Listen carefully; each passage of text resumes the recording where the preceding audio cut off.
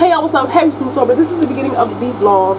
I might as well just do the intro here because I just finished recording my Spooptober TBR video, and I was like, you know what, I always say that I'm mad that ain't no intro to my vlogs because honestly I'm just always in my car and I'm like, that's a little tacky, and I want y'all to see that, you know, I be trying to be, you know, aesthetic and stuff, and so therefore I want to do the intro back here. Hi, I'm Jeff and you're here. Before we get started, Black Lives Do Have and Always Matter. There'll be links in the description for you to check out, and just remember it's our responsibility to protect Black women every single day, period. 1:30, well 1:27. The first book for Spooptober, I just threw it on the bed because I literally just figured I was going to do this. It's on the bed. It's Riley Sager, Survive the Night. It is about this guy named Josh and this girl named Charlie. They both go to the same college, and they're both trying to get away back to where they live in Ohio. She wants to get away because her best friend was just killed by the campus killer, and he wants to get away to take care of his dying father. Now on the way, she realizes that his story is giving her, you know, Swiss cheese because it has too many holes. Like, you know, the stuff that he said about his father don't make any sense, and she's not allowed to open the trunk of his car, which if she's traveling, she probably has luggage, and he's like, well, you can't open the trunk, Charlie, you could have had to finesse it. And she's like, that's weird, that's suspicious. And so now she thinking, she like, oh my god, is this the campus killer? She ain't got no phone, she ain't got no quarters for no pay phone. They on a back road and they finna drive all the way to Ohio. She realizes she don't know nothing about this man, and this man is real weird, real suspicious, real creepy, and he might actually be the campus killer, and she might be able to see her friend real soon because he might kill her. I know I'm talking really fast, but that's just because I really want to get to this book. So yeah, and Pop is, child, I don't know, he stole 2 of my sister's barrettes and left them here and then walked back out. Yes, I hope you guys like this vlog. Don't forget to like, comment, and subscribe, and let's go. Wearing Puka jeans from Diesel, I'll never need you. This is a sequel. I'm Max Keeble. I'm representing for the black people. Good morning, y'all. It's Tuesday. It's Tuesday. When did I start this vlog? Monday? When I recorded my videos? That was yesterday? Why do I feel like that was Sunday? No, that was yesterday. My bad, y'all. It's all the days are on now. I need like a vlog day intro type thing. Bones, YouTube moon. Yeah, I think that's what's coming. Bones, YouTube moon. Yeah. All right. So on the agenda, it is 10:20. It's hot. Secondly, I just got back from taking my grandma and my dad to the doctors. They both had a doctor's appointment. Their appointments are scheduled on the same day, which makes it really convenient for me. So when I take them, it'd be like, hop out, skirt, on to, done. I'm home now. I have to be at work at 1, so I'm gonna leave here at like 12:15 because I'm probably gonna go get a coffee, and then I kind of probably just want to chill in my car before I have to go inside. Finals week starts technically tomorrow, and I have some work that I need to catch up on. I'm going to get like 2 hours worth of schoolwork done, and then I'm finna head off. While I'm doing my schoolwork though, I'm finna listen to what am I saying? Oh, Survive the Night, which is what I'm reading. Oh, I put the dust jacket on my cork board. It's over there. The book is separated into times, and each, well, at 9 p.m. and then first page, it will be like their stop. So right now she's in the dorm room because this is when she first met Josh. And then part 2 will be 10 p.m. Yeah. I'm watching Zoe's Messy Mondays because the next clips y'all finna see are just of me doing my thug thizzle, I guess. Yeah.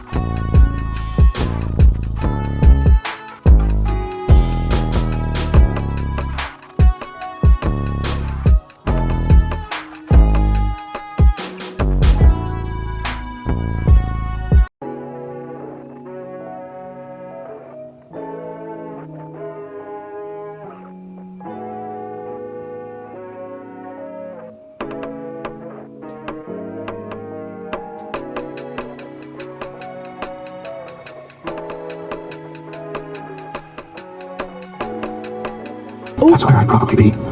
But I wouldn't be there alone. Norman slammed the door and locked it. Sam and Lila sat in the back room of the store, waiting for Arbogast to arrive. Child, he not coming! Sam, why doesn't he get here? It's almost 9. He must be hungry. It isn't that. Why doesn't he come? Dead. Maybe he's tied up. Maybe he found out something important. He could at least call.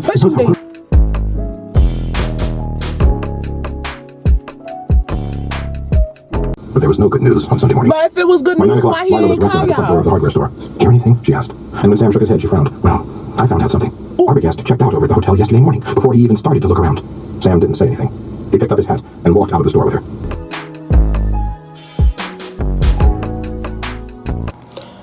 Bonjour, YouTube Moon. It's Thursday, y'all. So Tuesday, I just forgot. I'm sorry. Yesterday, I didn't forget. It just, by the time I remembered, it was already Thursday, okay? These books, child, let me just get into it real quick. So I finished Survived the Night. Now, Riley Sager, Mr. Sir, if you hate me at this point, just say that. When I tell you the twist on top of the twist on top of the twist. Okay, so let me tell you about the book. So remember Monday, I told y'all the setup and like the format of the writing, right? Okay, so now we get into the contents of the book, okay? So Charlie is living her best life. Well, until her friend is brutally murdered by the campus killer. Now, the campus killer is now considered a serial killer because Charlie's friend, Maddie, was the third girl that he killed within the same MO. So they were all, women in college that he met at bars that he just, went out and killed, okay? So she's like, I can't stay here anymore. I have to go back to Ohio. And she finds this man, because she's in college, right? She finds this man named Josh, and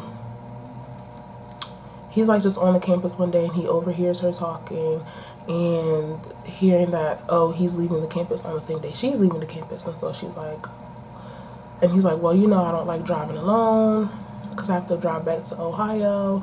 And she's like, oh my gosh, I have to go back to Ohio too, so we can go together, like, if you need the company. And he was like, all right, bet. So the day comes, her and her boyfriend Robbie are, saying their final goodbyes. Robbie doesn't want her to leave, but she's like, I have to because I can't stay here, all that stuff that just happened, blah, blah, blah. So Josh pulls up, and she goes to put her clothes in the trunk, her stuff, because she didn't bring that much. She goes to put her things in the trunk, and Josh is like, no, I got it. And so he puts her stuff in the trunk, but she notes that he's standing awkwardly the way that he's putting them in the trunk, like he don't want her to see something. Completely missing to look at the man's license plate, okay? So they get in the car, they start driving. Oh, Robbie and her have a conversation on the keyword, what she would say if she calls him on a payphone and there's trouble. So she's supposed to call and say, there's been a detour or whatever. So get to they're driving, and they're just talking, catching up, and then we find out that Charlie suffers from, I don't want to call it schizophrenia just because it wasn't written like that, and it didn't say that, and I don't want to diagnose her or whatever, but she sees images and pictures and stuff in her brain. Like, she calls them movies, she's a movie buff, whatever. So now they're driving, and she starts to get more and more suspicious because she's asking him questions. She's finding holes in his story. He said that he's gonna go to Ohio to see his mom, his dad who had a stroke. But then he said something about going to Jersey. There was a situation where she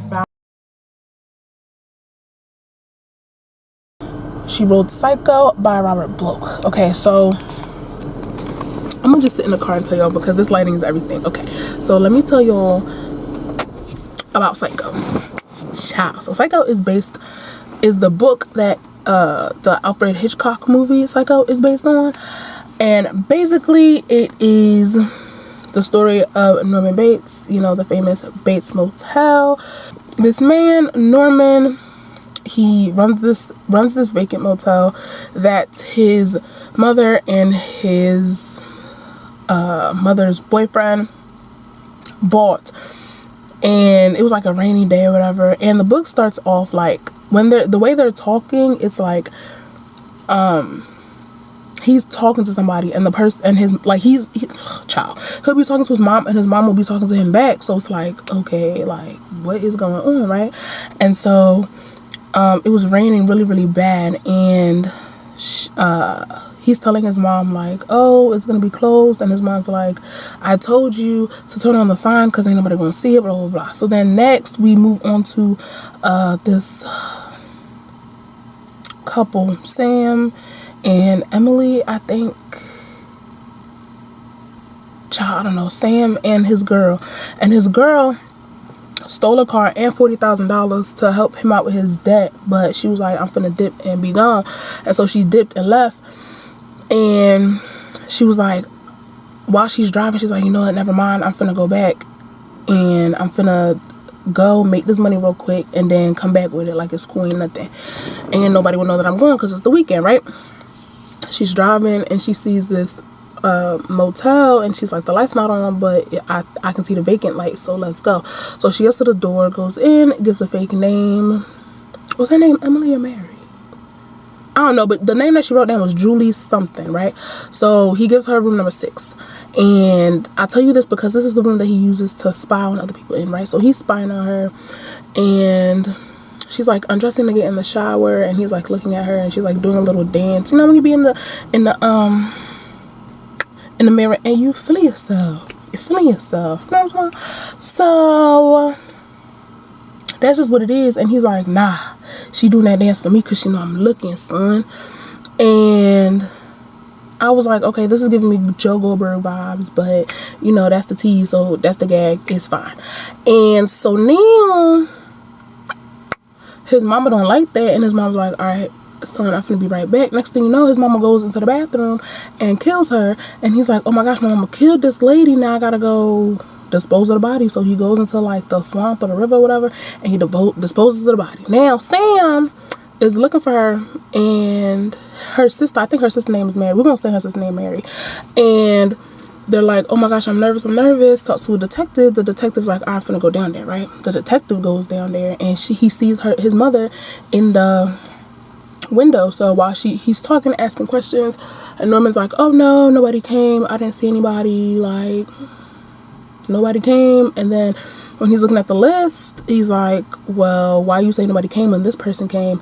And he's like, well, I mean, one person came and I forgot. And he was like, what do you mean you forgot? You just said you had a good memory. And I was like, oop, they got you. And he was like, usually, but you know, I'm flustered because you're here, da da da. And so Mr. Detective,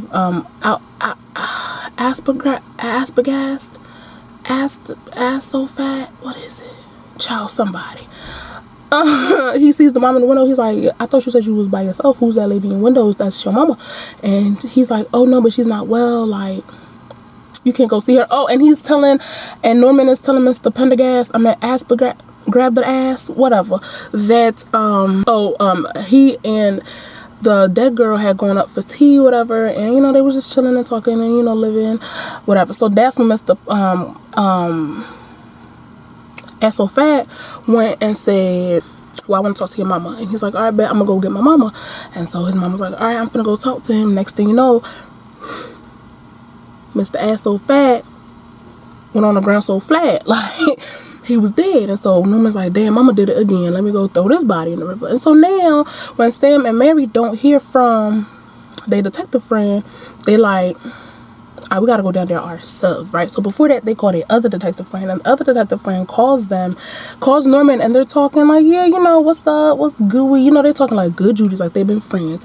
And he was like, yo, Mr. Asofat, when he called y'all and said that he's finna talk to the mom and stuff, like, he's lying. Like, I don't even know where he got that story from because the mama's dead. And Norman was like, no, not Norman. Sam was like, what do you mean he's dead, y'all? Like, Mr. Asofat told me that he was alive, that she was alive. And the other detective was like, no, because I was one of the pallbearers at the funeral. So how you finna tell me that I put a live person in the ground? You can't, because she was dead. And they're like, all right, well, I don't know why that man would lie about that, but okay, let's move on. They driving. They get to the motel because Mary's like, nah, you're not finna play my sister. Like, what? No, we finna figure this out. So they go, and Norman's like, what room do you want? I'm gonna give you room number 1. And Judy's, Lord have mercy, what's her name? Mary is like, no, we want room number 6. And I was like, child, you should just stuck with room number 1 because room number 6 he could see you in. So he's like, all right, cool, you wanna be in your sister room? Bet. Put them in room number 6. Like, oh, you're not finna find nothing anyway. She goes in her bathroom and finds her sister's earring. Is like, I gave her this earring, like, she was here. And they was like, and then Sam was like, maybe it's nothing. We need hard, concrete evidence. And Mary was like, no, I know something's really wrong. Like, we got to go do something. And he's like, yeah, you might be right because here's this dry blood. And Norman's like, oh, my gosh. I can hear them. I can see them. And they know. And so now they devise this plan. They don't think Norman is seeing them. But Norman is, of course. But we know that. You know what I'm saying? Dramatic irony. Not dramatic irony. I think that's right. Okay, English degree. Wow. Period. So now they devise this plan where Mary's gonna leave and say that she is just gonna go back. She has to go to the convenience store, whatever. She's like, Sam, just tell him that I gotta go to the convenience store, whatever, right? So she leaves, and Sam is like, oh, I don't gotta say nothing because he didn't even see anything. But when he really looks, he's like, oh, Norman can see outside and and around the corner, so he probably saw. So he's like, yeah, my girl can't live with her cigarettes. She gotta go ahead. Cigarettes. And Norman's like, yeah, okay, well, come sit down, have a drink, let's talk. And then Sam is trying to figure out the timing, like, okay, it's gonna take her like an hour to get back. Even in the storm, she's gonna be back in time. It's gonna be good. We're all gonna be great. And then Norman says like, oh yeah, you didn't see her stop at the house? And Sam's like, what do you mean stop at the house? And he's like, yeah, he stopped at the house. She stopped at the house. So now we go to with her, and she's going up the house, seeing what's up. And she realizes nothing has changed. And her detective friend, not Mr. Asshole Fat, the other detective who, Mr. Pallbearer, he was like, yeah, like, Norman hasn't changed the house since the mom died. And she, like, for real, she was like, this looked like some type of Victorian type stuff because really nothing has changed. And I think she saw the mom, but it was just like, her corpse, whatever. Oh, boom. And then, oh, child. And so he kills them, right? So then we get the backstory of really what happened when Norman and the mom's boyfriend, Norma, and the mom's boyfriend, Uncle Joe.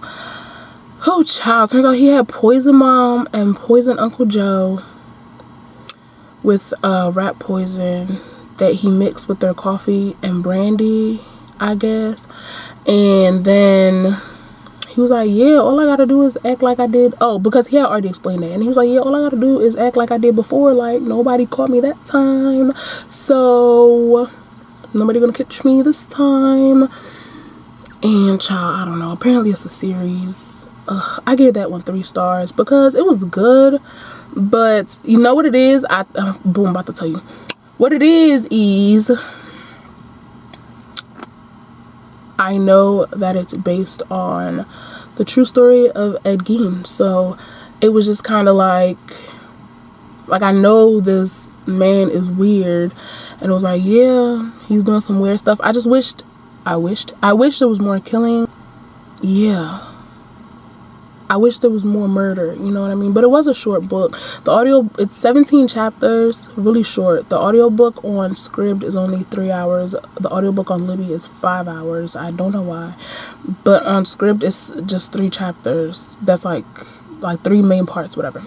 Anyway, yeah, it was good. It's just, I knew that it was based on a true story of Ed Gein. Anyway, so next, I'm currently listening to The Silent Patient. It's okay so far, I guess. I kind of fell asleep while I was listening to it, if I can hold myself truly accountable. Hi! Hi, Nuggy Wuggy! Hi, Bubby! Hey, are you hungry? Yes. Okay, let's go get you food. Ooh! That yawn was intense. I don't know if you're tired or hungry. You probably just woke up, huh?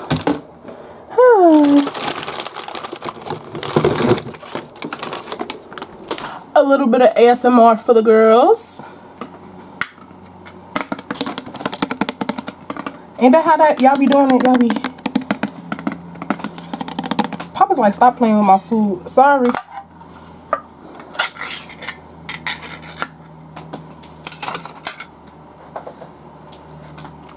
Now you know the drill. Ooh. Excuse me. Your sassiness is uncalled for. I know, but you know I have to crush a hairball food into your plate, into your meal. You know that. Stink. You could literally, sir, I'm not done. Child. Excuse me.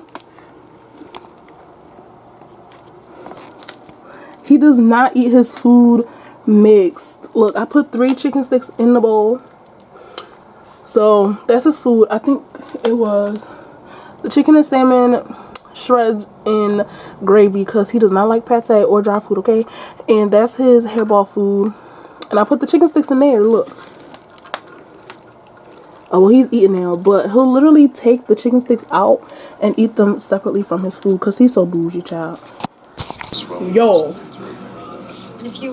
I give y'all a whole like eating montage of me pouring the broth and showing y'all the bow downs and breaking apart the noodles. Child, it was aesthetically pleasing.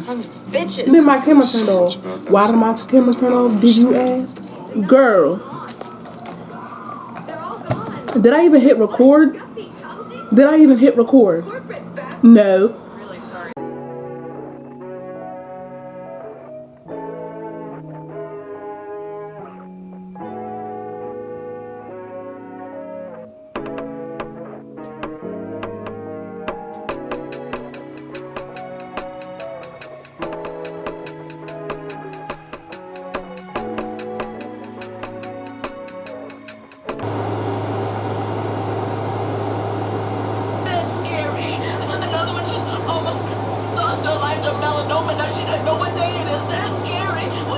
Hi.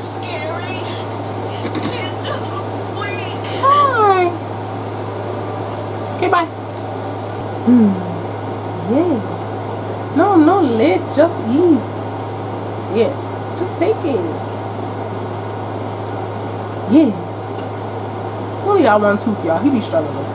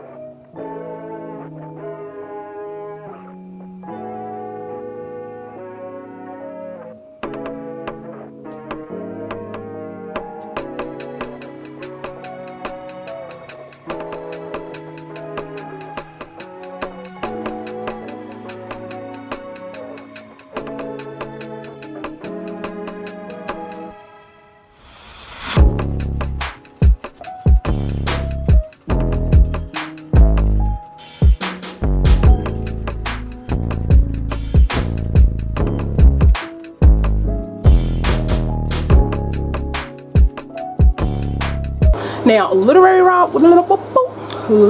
wise, we are, child, it's hot. We're starting a new book. Oh yes, for this week we're reading A Parable of the Sower. A Parable of the Sower is about this girl named Lauren Olamina. She's living in early 2020s when there's just a lot of economic turmoil and the ecosystem is turned upside down, and it's very much so giving what we're going through in real life. And she lives kind of like in the suburbs, so like everything that's happening is happening around her but not directly to her, but she suffers from hyper empathy, and so even if she's not directly affected by it, she like feels the emotions of everyone around her who are going through things. So she basically just, you know, starts a revolution and period. So yes.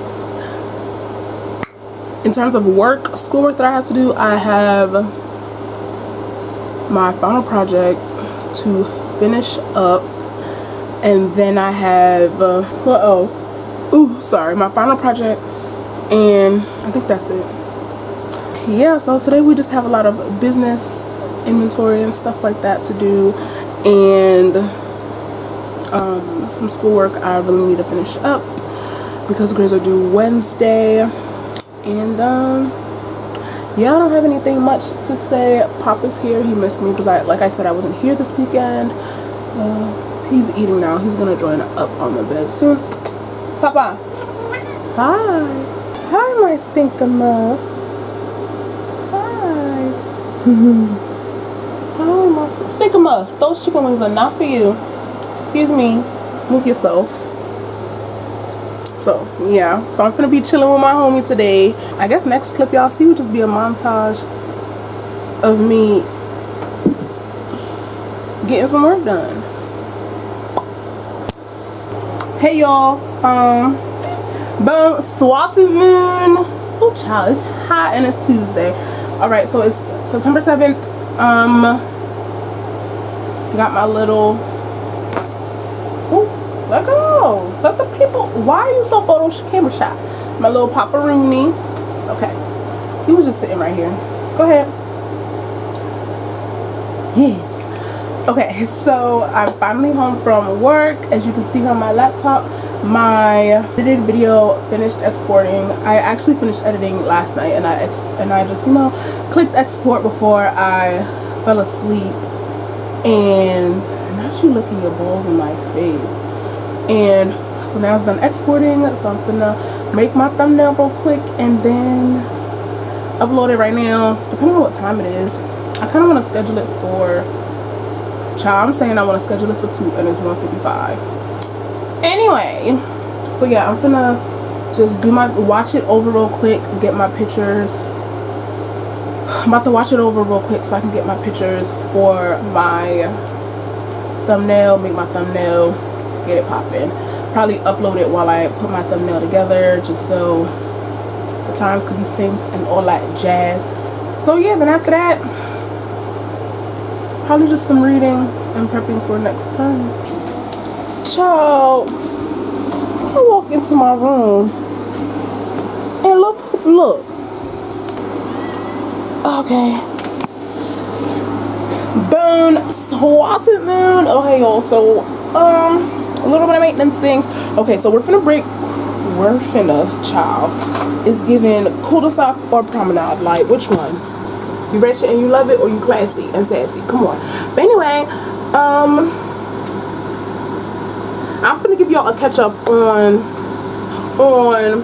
what am I reading? What am I reading right now? Parable of the Sower by Octavia E. Butler.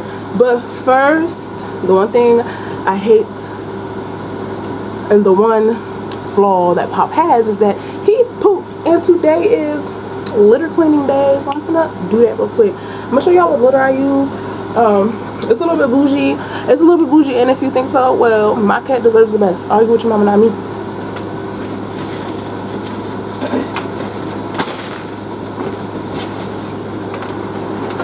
Boom. So I use the scoop-free litter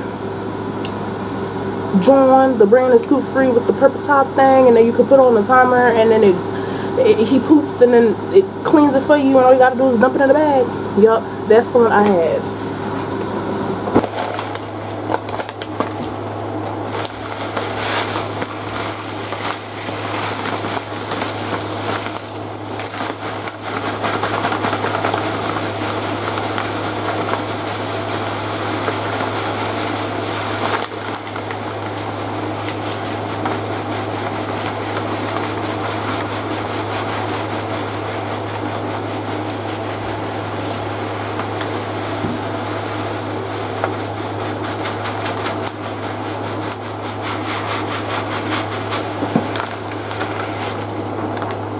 Bye.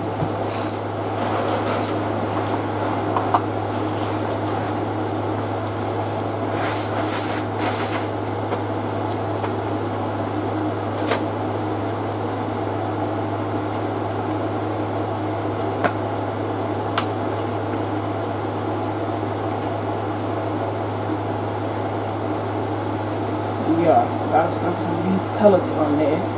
Because you be going dummy crazy. Time to feed Pop.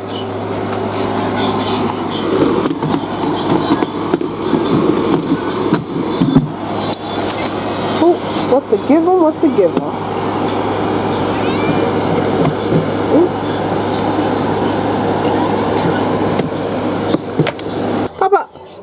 Papa, it's coming. I think I'm gonna give him the chicken and salmon. Anyway, hi. Some ASMR for the girls. Child, let me turn the AC back on. It's hot. But I'm wearing long sleeves. Why? Because once the AC's on, it gets cold. And also, that's my business. Okay? Okay.